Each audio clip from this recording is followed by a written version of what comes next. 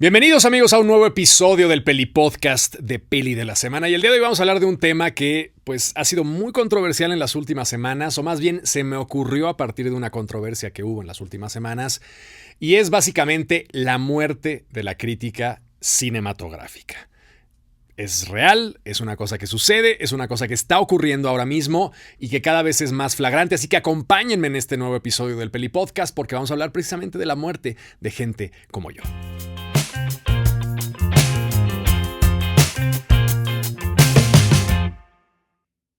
Bueno, hace unos días, todo esto empieza porque hace unos días se estrenó la película de Super Mario Bros. Y esta película de Super Mario Bros. Pues generó un fenómeno que no es una cosa que solo haya ocurrido en esta ocasión, pero llamó mucho la atención, al menos a mí me llamó poderosamente la atención, que fue la separación entre crítica y público. El público estaba muy contento, casi todos, bueno.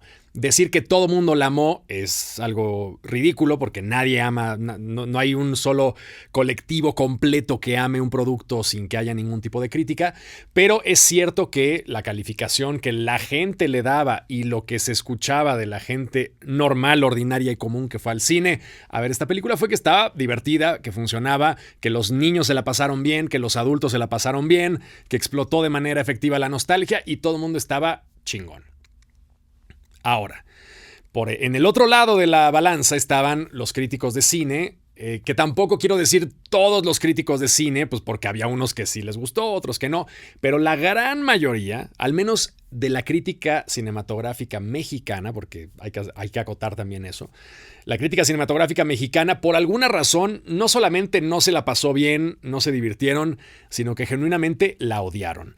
Y bueno, viene este fenómeno que es un fenómeno muy clásico de la crítica de arte en general y de los comentarios sociales en redes sociales, es el hecho de que alguien no está de acuerdo con algo y como ve que todo mundo lo ama menos él o menos un pequeño grupo, pues se encanijan más y entonces todo el tiempo hubo una especie de discusión circular en la que los críticos de cine todos los días se levantaban y decían, todavía siguen hablando de la película de Mario o todavía siguen hablando de la canción de Bowser, pues entonces ahora voy a volver a decir que es una pendejada, voy a volver a decir que es una película mediocre, voy a volver a decir que es una película tediosa, que es un comercial, que es una marca, que es algo que se les ocurrió en 2 segundos, que cualquiera podría haber hecho eso, etc, etc, etc. Y entonces la gente que la había disfrutado, pues entonces se encabronaba y decía, estos pendejos que no han visto un juego, que... Bueno, la misma discusión circular que suele ocurrir en redes sociales, que es la cúspide de la estupidez humana, ¿no?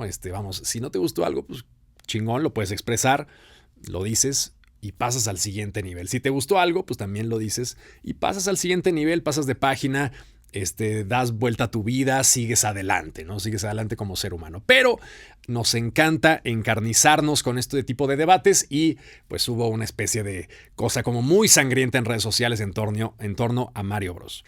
Ahora, lo más interesante de todo esto es que, bueno, hice yo un video hablando de cómo este tipo de discrepancias entre crítica y público se daban más frecuentemente en cosas que eran como muy pop, que tenían como todo este fandom como muy apasionado y que a pesar de que fuera una película a lo mejor no tan buena, la defendían a morir. Y en cosas a lo mejor también muy de nicho, en donde pues el público en general de repente se paraba en una película pues de Carlos Regadas o de Apichatpong Verazetaculo, de quien sea, o de Lab Díaz, y entonces llegaban y decían, ay güey, pues esto como que no me está latiendo tanto.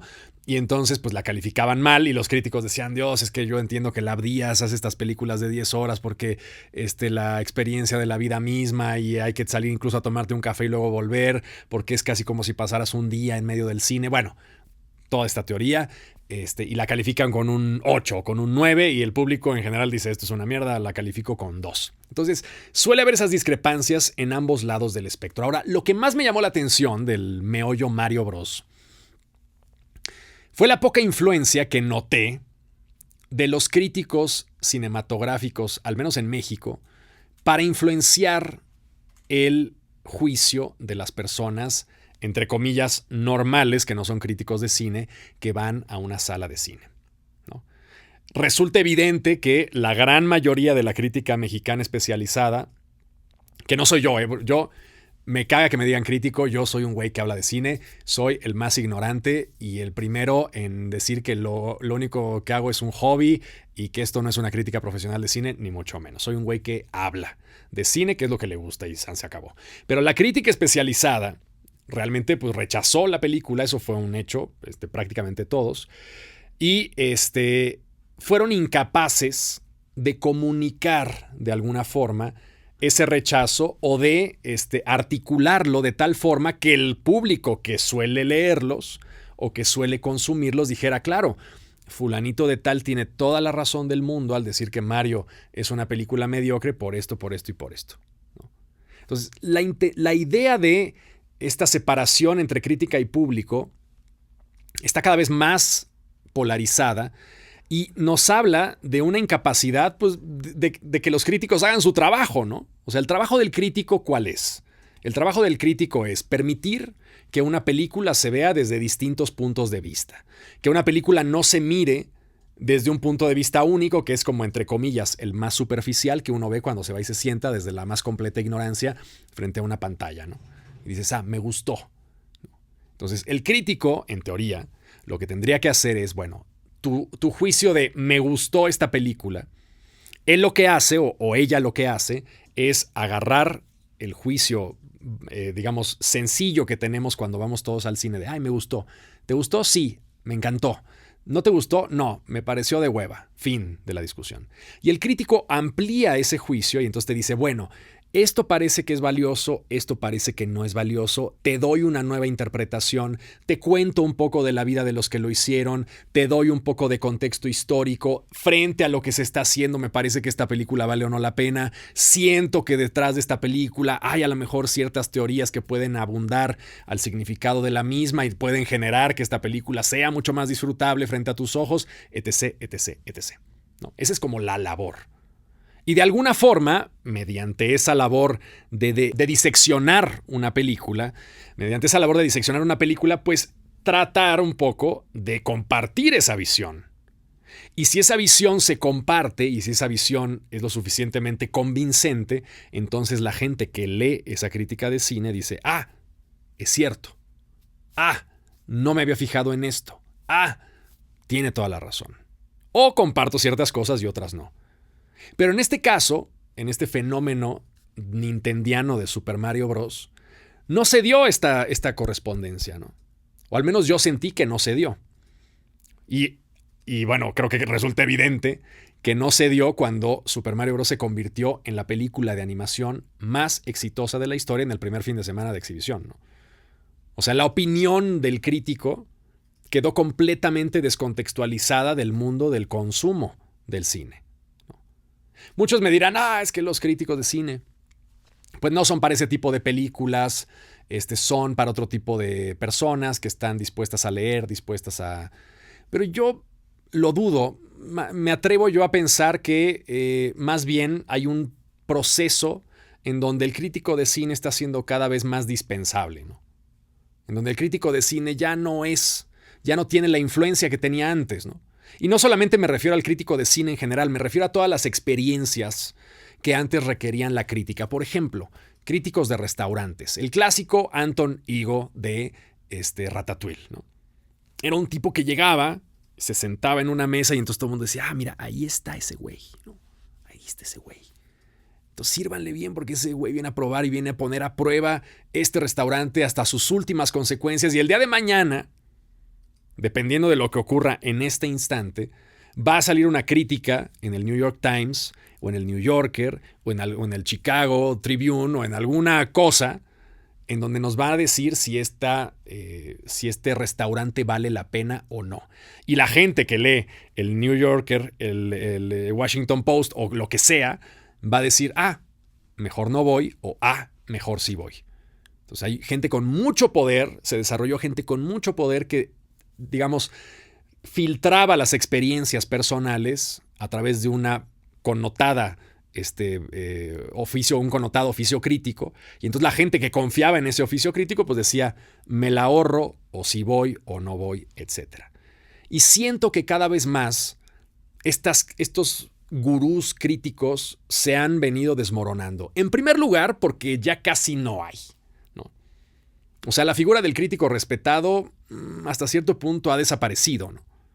Por ejemplo, en México yo respeto 2 críticos que les recomiendo ampliamente. Primero, Fernanda Solórzano, que me parece una crítica de primer nivel. No concuerdo con ella muchas veces.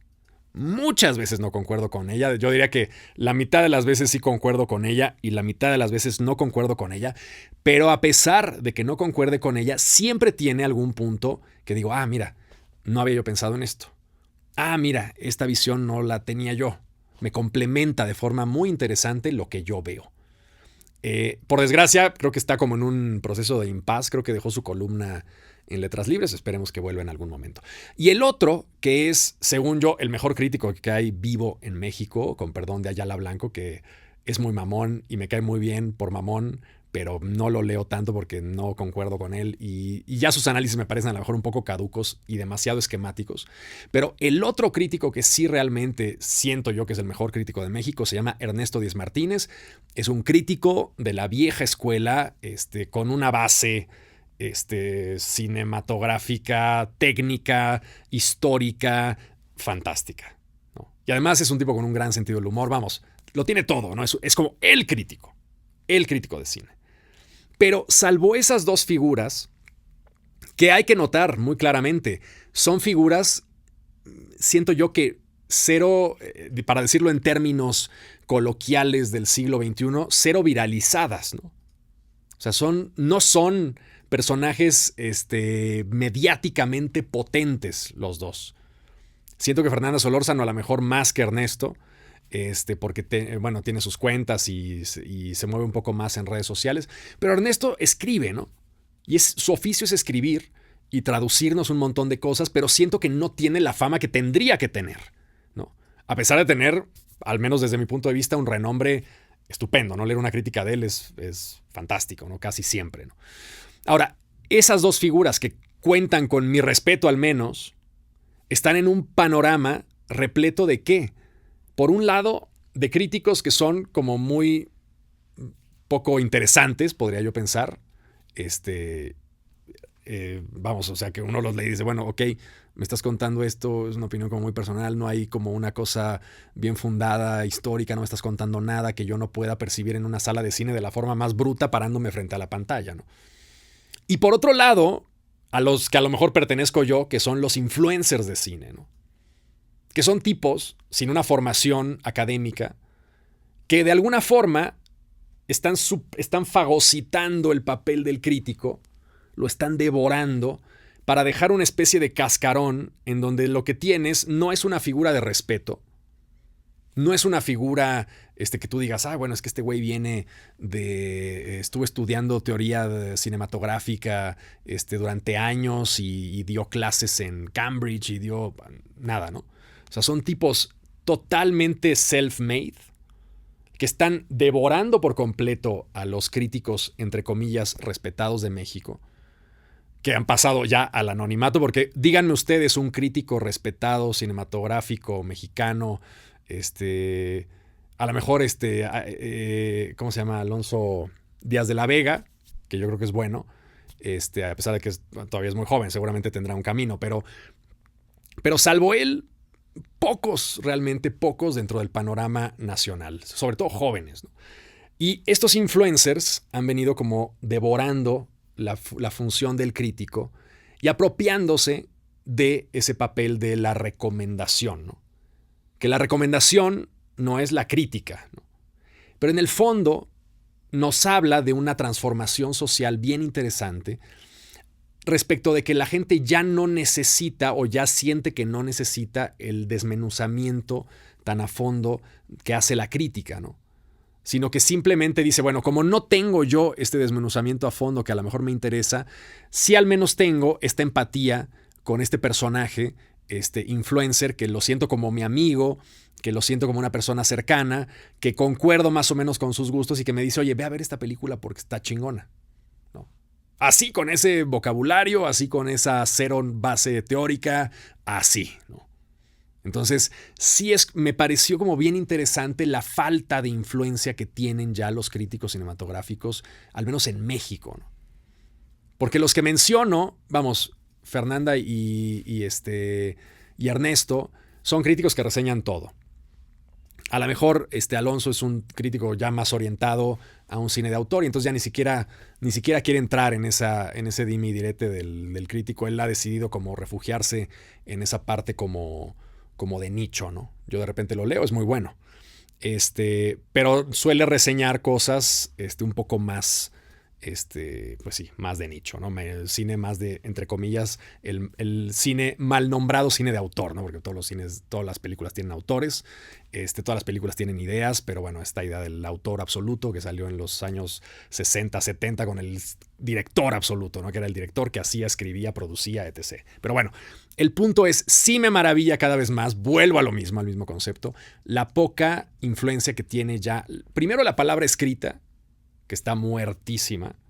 Me encantaría ver cuánto te pagan en letras libres ahora por un texto. Yo en algún momento dije, bueno, este es mi hobby, porque no vivo de esto. Yo tengo un trabajo, entre comillas, real, pero digo, bueno, si me gusta esto, pues a lo mejor tendría que empezar a escribir en revistillas, ¿no? Cuando estaba yo, pues, iniciando. Entonces fui a tocar a letras libres y me dijeron, bueno, sí, por supuesto, si quieres escribir, escribe. Entonces mándanos un texto de prueba. Y escribí 2 textos para letras libres, que a lo mejor todavía están ahí en el archivo de la revista virtual, ¿no? Y te pagaban $1,000, yo me acuerdo, y decía, y además nunca me los pagaron.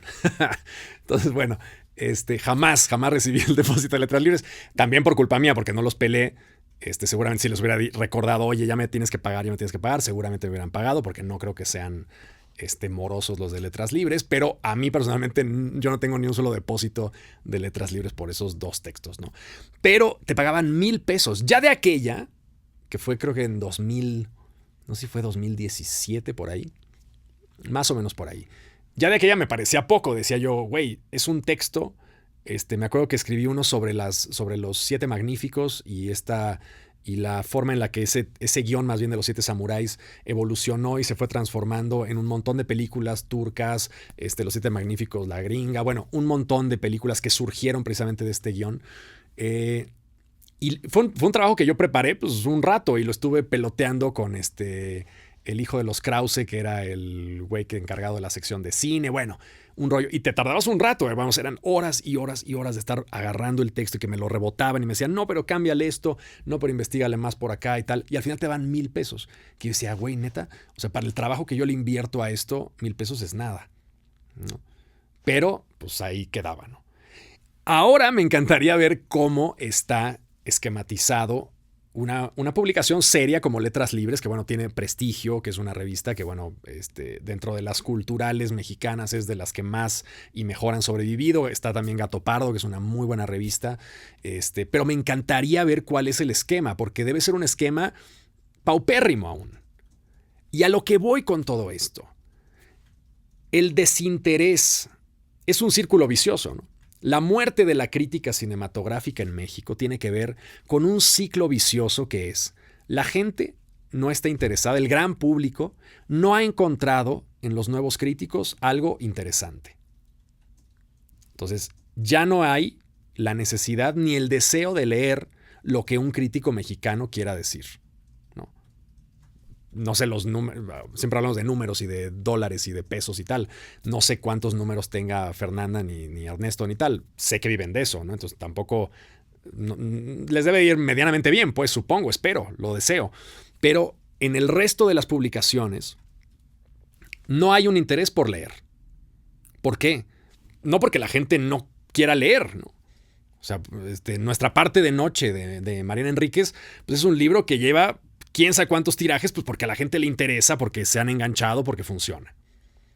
Si tú sacaras un crítico que funcionara a nivel escrito, pues entonces a lo mejor pegaría, ¿no? Ahora, no hay, digamos, que es un poco también la crisis del periodismo y del periodismo de espectáculos y de un montón de cosas, ¿no? Pero entonces, la gente no desea leer la opinión de ningún crítico mexicano, o de pocos, ¿no?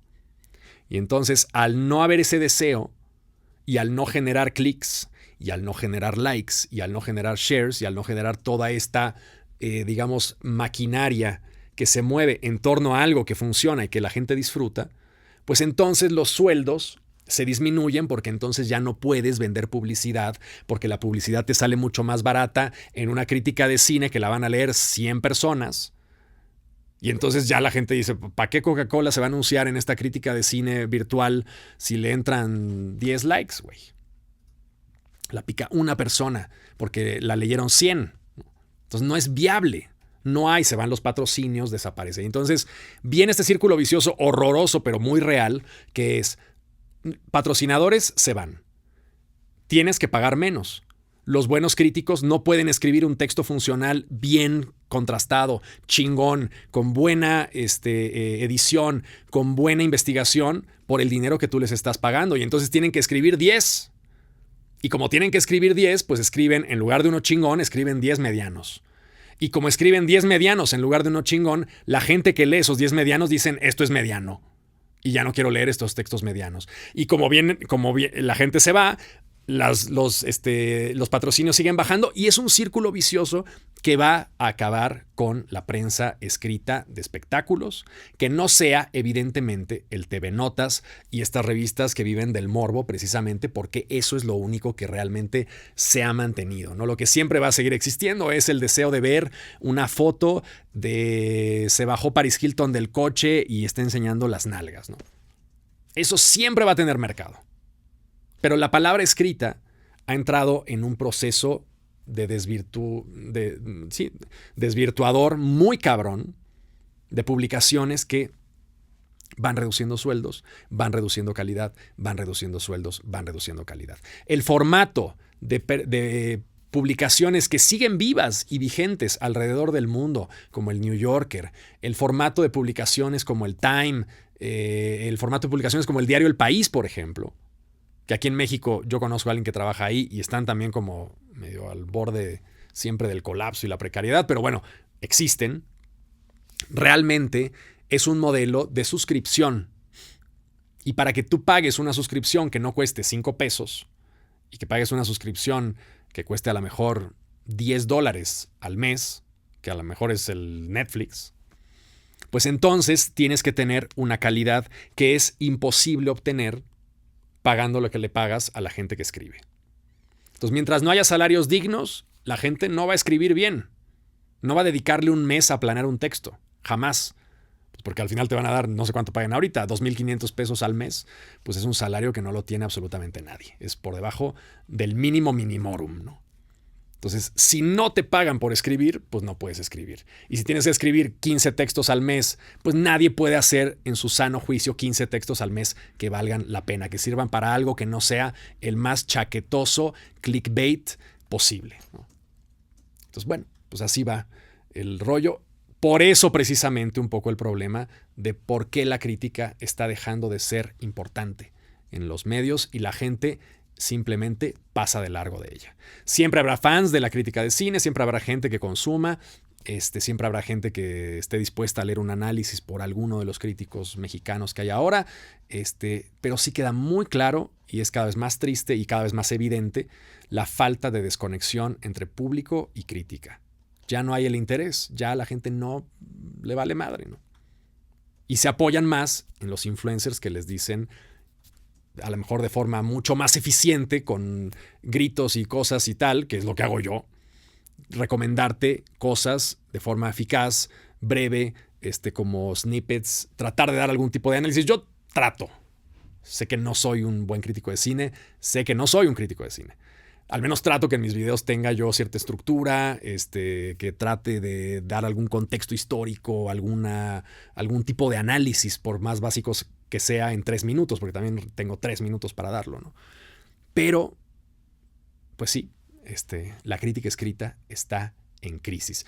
Y esto me lo trajo a colación el desmadre que se armó con Mario. Entonces, bueno, ¿qué hacer para salvar a la crítica que realmente vale la pena? La gente que sí ha estudiado esto, la gente que sí está dispuesta a desmenuzar una película hasta sus últimas consecuencias, pues pagarles lo que les tienes que pagar. El problema es que tiene que surgir una publicación que esté dispuesta a pagarle lo que tiene que pagarle a los críticos sin recibir, de momento, en un proceso muy largo de construcción de audiencias, de construcción de un público. Por eso las revistas impresas han muerto y las pocas revistas impresas de crítica de cine que siguen las hacen unos tipos que están esperando un retorno cero y lo hacen por puro amor al arte y jugándosela, que la verdad que me parece algo francamente heroico. Entonces, bueno, así están las cosas en México, así están las cosas en el mundo.